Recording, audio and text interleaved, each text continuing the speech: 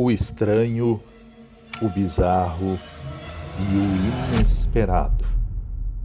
Bem-vindos novamente à Casa do Sobrenatural.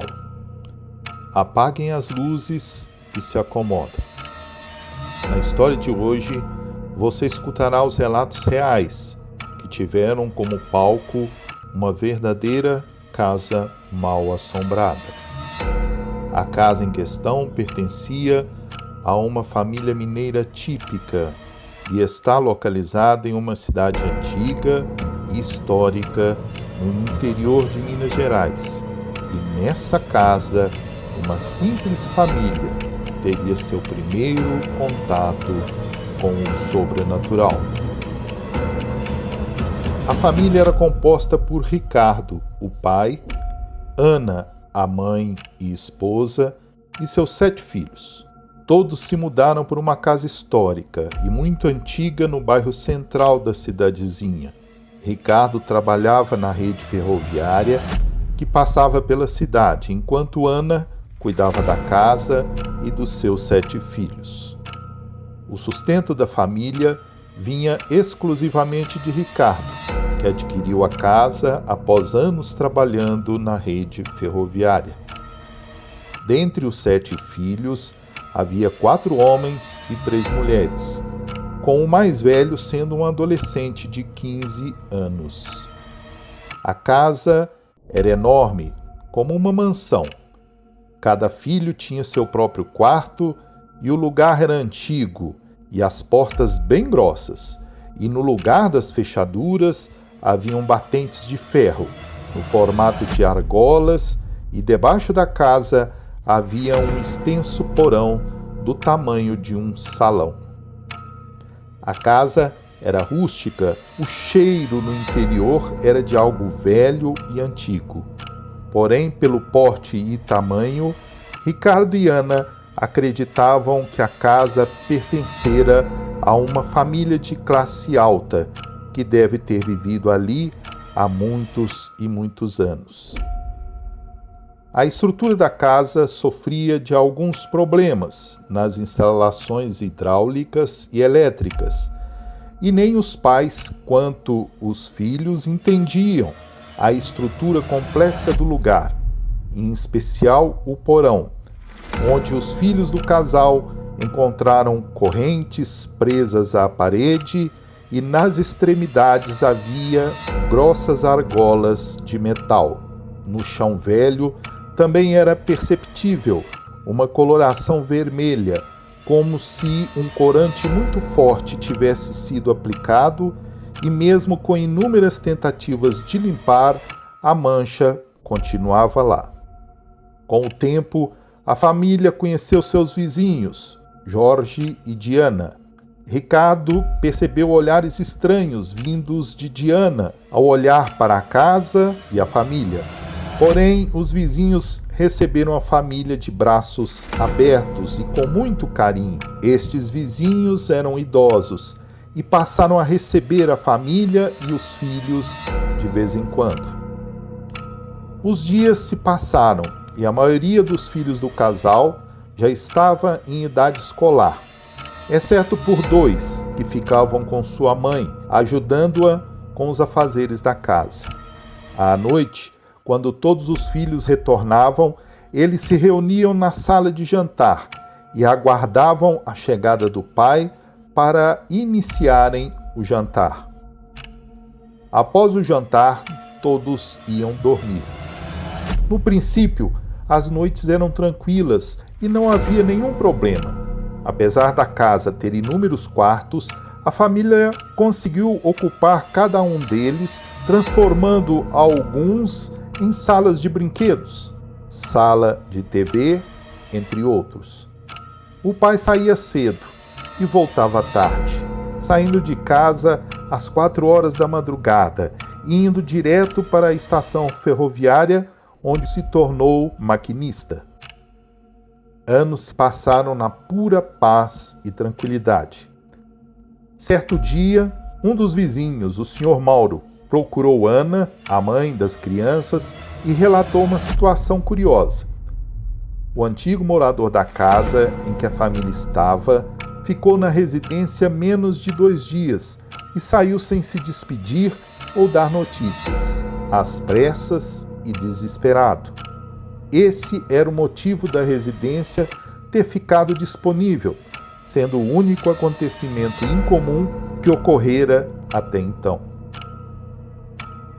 Em uma das noites, ouviu-se um grito no interior da residência. Era uma das meninas.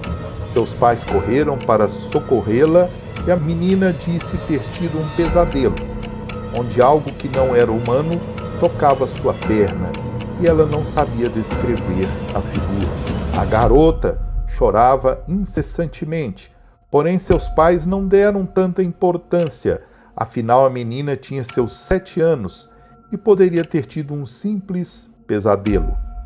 Porém, com o passar dos dias, outros incidentes ocorreram. Começou primeiramente com Ana, uma mulher muito organizada.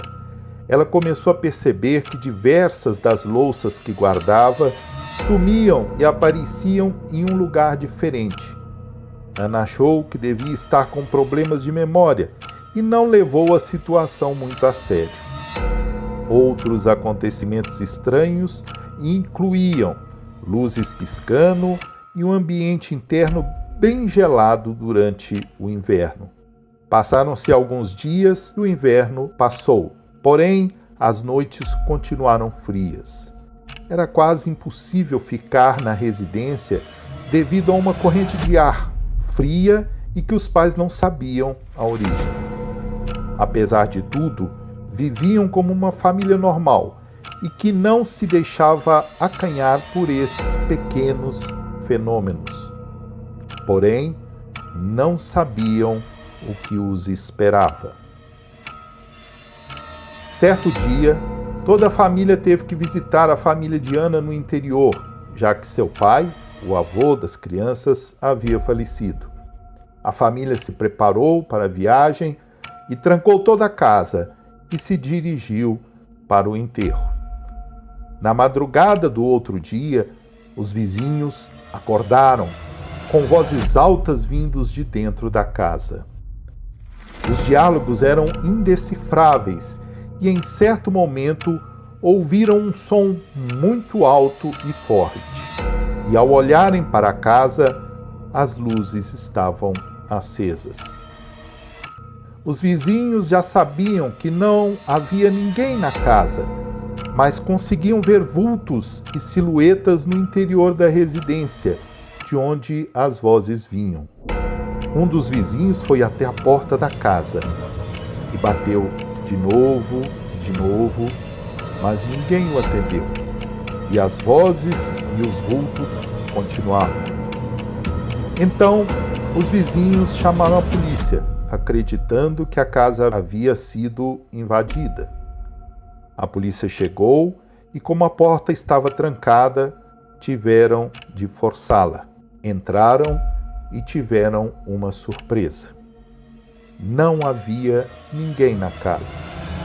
Eles vasculharam cômodo por cômodo e depois se retiraram, lacrando a casa.